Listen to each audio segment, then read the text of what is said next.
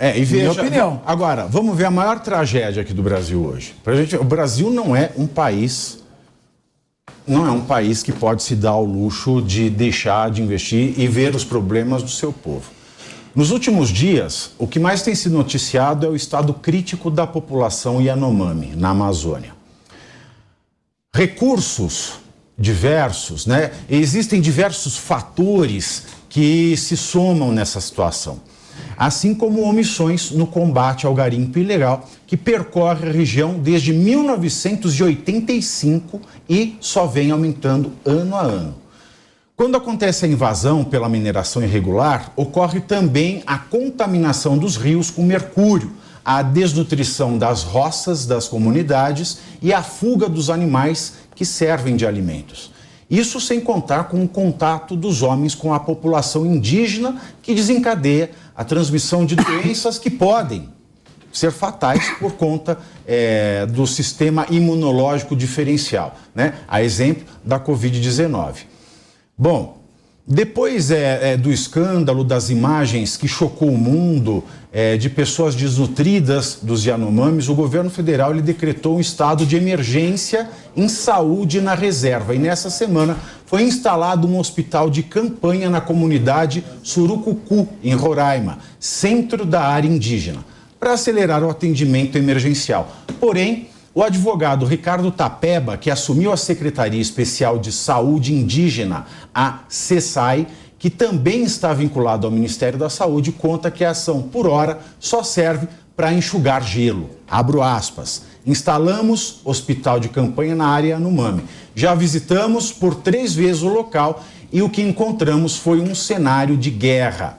A situação requer de fato muitos esforços. Por isso, é a emergência sanitária que vai permitir estratégias mais intensificadas e avaliação das ações articuladas.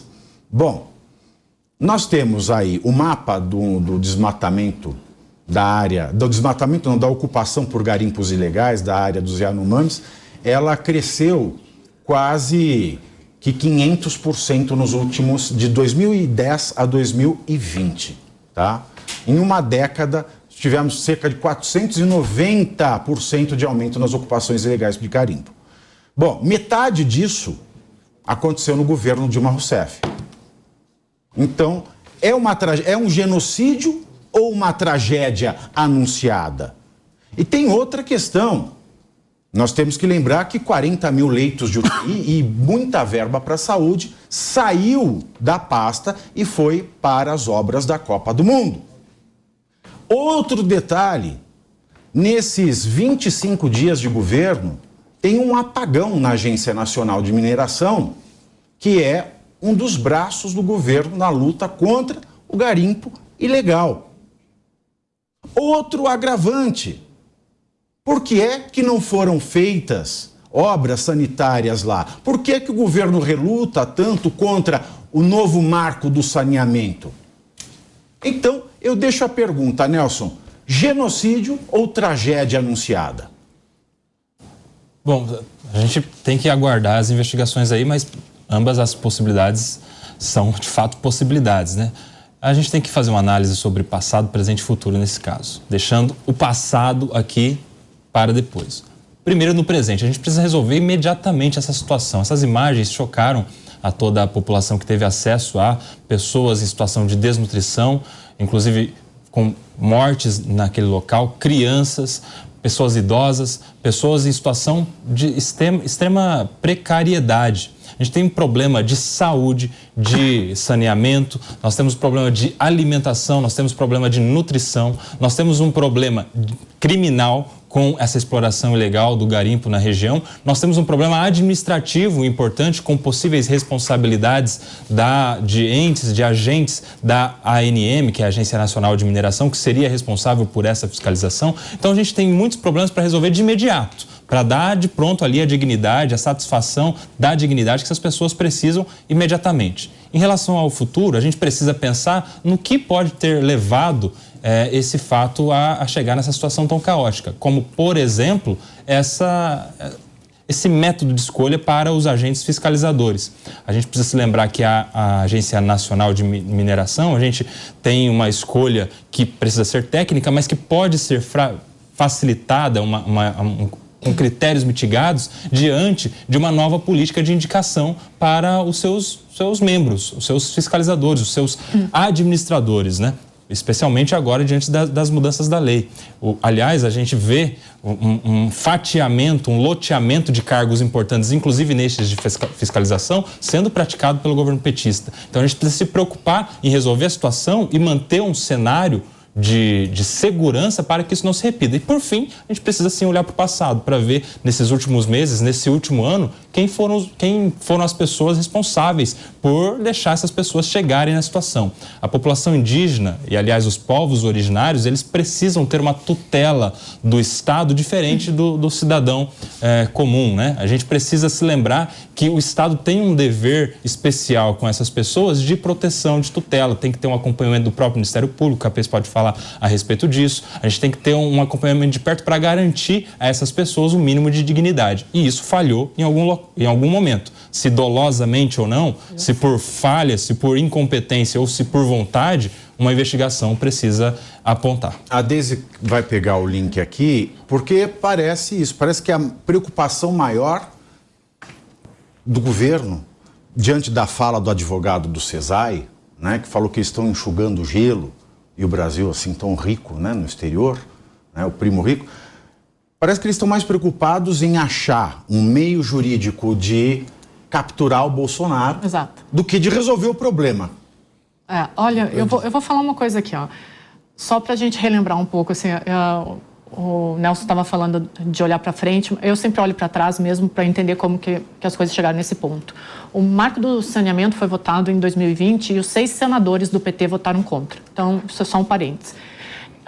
Em relação específica aos índios, tá? A gente tem que lembrar, e não precisa ser nenhum gênio, mas os índios no Brasil sempre foram tratados naqueles livrinhos de 4ª série ou nas obras do José de Alencar, tá? Como meras figuras da literatura, não mais do que isso.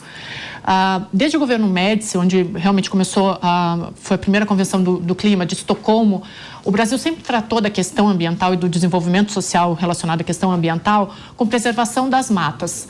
O garimpo ilegal sempre foi permitido aqui no Brasil, a gente nunca teve efetivamente um combate e muito menos num governo de esquerda. E aí, só para lembrar aqui, foi no governo do José Sarney, que, por incrível que pareça, que começou efetivamente uma preocupação com o meio ambiente no Brasil, mas nunca foi colocada em evidência a questão dos índios. Os índios sempre foram relegados para segundo plano na história.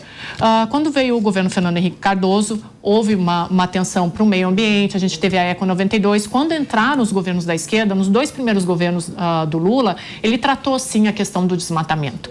Mas depois isso foi deixado de lado e os índios nunca foram prioridade nos 8 anos de governo petista do Lula. Quando entrou a Dilma Rousseff, a Dilma, como o Pavinato bem mencionou, aqui um dos colegas mencionaram, não houve efetividade no combate ao desmatamento e muito menos em questão a prioridade dos índios. Então, não é uma prerrogativa da sociedade brasileira. A gente pode pegar os últimos 4 anos e vamos culpar o Bolsonaro porque ele não deu bola para os índios e todo o dinheiro, toda a verba que tinha disponível para essa causa ele colocou em igrejas evangélicas que estavam perto desses índios e não efetivamente no combate, na erradicação da pobreza que eles vivem. Ok, é óbvio que ele tem culpa, mas todos os governos brasileiros têm culpa, porque o índio na história brasileira sempre foi relegado a uma figura de literatura e nunca como um personagem importante, como são todas as minorias brasileiras. E aí eu retomo o ponto do que eu estava falando antes. O Brasil é o 3º país com o maior número de minorias étnicas e raciais, e a gente não dá bola para isso, a gente não olha. Então, não foi só o governo passado, nem o governo anterior, são todos os governos brasileiros que não olham para esses índios. Bom, apesar de tudo que nós já discutimos aqui, os advogados próximos de Lula acham, olha a preocupação para achar um fim para o Bolsonaro e continuar enxugando o gelo para os Yanomamis. Os advogados próximos do Lula acham que a figura jurídica do dolo eventual, né, citado em casos em que o agressor assume o risco de causar dano à vítima, pode ser usado para ligar Bolsonaro às mortes do povo Yanomami. Ou seja, os alertas que foram emitidos para a última gestão pelo Ministério Público Federal e por órgãos do terceiro setor sobre a situação crítica seriam citados para provar que Bolsonaro sabia da gravidade da situação e mesmo assim ficou calado e não fez nada para revertê-la. Além disso, declarações do mesmo podem entrar como provas. Declarações do Bolsonaro, o mesmo parece aquele sujeito que fica dentro do elevador, né? Antes de entrar, verifica se o mesmo está aqui dentro. Nunca dei a sorte de encontrar com o mesmo dentro do elevador. Bom, dizem que declarações do Bolsonaro podem entrar como provas, por exemplo, quando ele disse que minorias devem se curvar às maiorias. Bom, para quem não sabe, dolo eventual é uma figura do direito penal, e agora vamos falar aqui com o Capês e com o Felipe Monteiro também. Como é que eu vou resumir para vocês de uma maneira que a pessoa entenda em casa? Não, mas não, isso aí não pode misturar. Não pode usar o exemplo da faculdade. Vamos falar assim. É a fórmula do Frank? É assim, ó. É aquela coisa.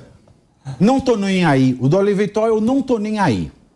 E a culpa consciente, que é uma outra modalidade, é falar, deu zebra. Ah, deu zebra, é bonito. Deu zebra, é bonito.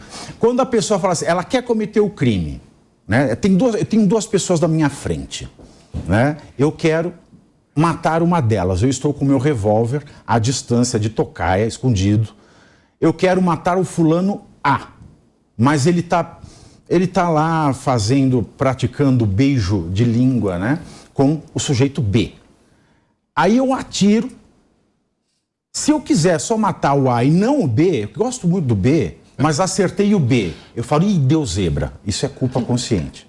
Agora, se eu tô lá de tocaia, eu falo assim, bom, eu quero matar, mas se matar o B, tô nem aí. Esse é o dolo eventual.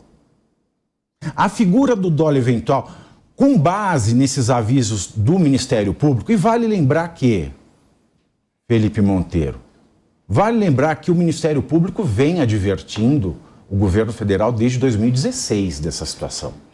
Não é de ontem. Não é de ontem. É desde 2016. Dolo eventual para todos, porque aí pega Dilma, Temer, Bolsonaro. Ou é uma bobagem falar em dolo eventual, já que o genocídio, se for para tratar de um crime de genocídio, ele tem a intenção de especificamente dizimar aquele povo ou parte daquele povo. Felipe e Capês. Bom, Pavinato, essa questão indígena, essa questão dos Yanomamis, ela perpassa todas as gestões do governo federal, né? Lembra que em 2016 tem uma CPI sobre esse assunto, né, no Congresso Nacional, denunciando os maus tratos do povo indígena em geral e do Yanomamis, né? Yanomamis, né? E então sempre foi um problema. Mas não dá para negar também, né, quando você vê os números, né, que 600 crianças morreram nos últimos 4 anos. Quando você pega a pirâmide etária do povo Yanomamis, você vê que do ano 1 do Bolsonaro, o ano 4, a base da pirâmide vai diminuindo de uma forma assim completamente absurda e chocante, não é? Então, houve, sim, uma questão muito maior e muito mais danosa no governo Bolsonaro. A gente não pode negar esse fato, né? 600 crianças morreram. Isso é uma indignação profunda que eu sinto, né? Então, não dá para você também ficar passando pano quente, tentando achar culpado, né? A questão é que a gente tem que resolver a situação que está danosa e absurda, não é? E a política indigenista no Brasil, ela é absurda por si só, né? Isso que ninguém fala. Ninguém quer combater a raiz do problema, né? Política indigenista de forma eficiente se faz com 2 vetores. Primeiro, você busca preservar aquele povo, né? Preservar a cultura daquele povo. E segundo, você busca a integração de certos serviços públicos, especialmente de saúde, para manter a preservação daquele povo e integrar o povo indígena, né, na sociedade em geral também, né? E isso se perdeu nos últimos anos no Brasil. Né? Ninguém discute isso de forma séria, não é? Uma questão... No meu livro Estética da Estupidez, eu tenho um capítulo que se chama Indigenismo Indigesto. É justamente sobre essas políticas. Ninguém discute isso de forma séria, além do Pavinato, né? Ainda bem que tem o Pavinato aqui, né, para poder... Não, eu não dou solução, mas eu abro perguntas. E assim, por exemplo, questões que não têm resposta, por exemplo. Né? O grande problema do povo indígena, em geral, é o garimpo ilegal. E por que não se discute de forma séria e de forma clara a possibilidade, por exemplo, de explorar minérios na região indígena, por exemplo? De forma clara, eficiente, que permite também... Sustentável. Permite também a sobrevivência do povo indígena. Porque o que tem, na verdade, da forma ilegal que o garimpo acontece nessas regiões, é que os garimpeiros deixam refém o povo indígena de uma forma geral. Tem povo indígena, por exemplo, que recebe mesada do garimpo de forma ilegal e deixa de produzir alimento, deixa de pescar. Né? Aí, quando o garimpo sai, ele fica sem condição de viver. Né? Então, tem que discutir de forma séria a política indígena. Né? E a forma como a gente está discutindo é completamente errada. Né? E buscar culpado, e buscar, por exemplo, criminalizar o Bolsonaro, né, por si só, é um absurdo. Né? É impressionante como a gente sempre busca o culpado de uma forma errada. Eu lembro que quando teve o Mensalão, a teoria preponderante na época era o domínio do fato. Né? Se o Lula tinha condição de saber que o servidor público na agência tal era culpado, então ele também é culpado por consequência. Não é? E agora a gente está vendo essa figura ridícula do dólar eventual e da culpa. E né? o domínio do fato também nele, no caso das manifestações. Não dá, porque eles querem aplicar o domínio do fato. Não dá. Não tem domínio do fato. Exato, Cabeça. Bom, olha, eu acho uma vergonha, eu acho indigno tentar politizar ou trazer um debate ideológico, partidário, oportunista diante de uma tragédia como essa. Tragédia é fruto de um descaso, de uma falta de comprometimento do Estado brasileiro, do poder público, em buscar um planejamento sério, uma discussão séria e uma solução definitiva. Então, bom, primeiro estão assassinando o direito penal no Brasil há muito tempo. Coitado do direito penal, né? Primeiro, você falou, o Felipe Monteiro colocou aqui no mensalão... Da pena do direito penal. Bom, da pena do direito penal.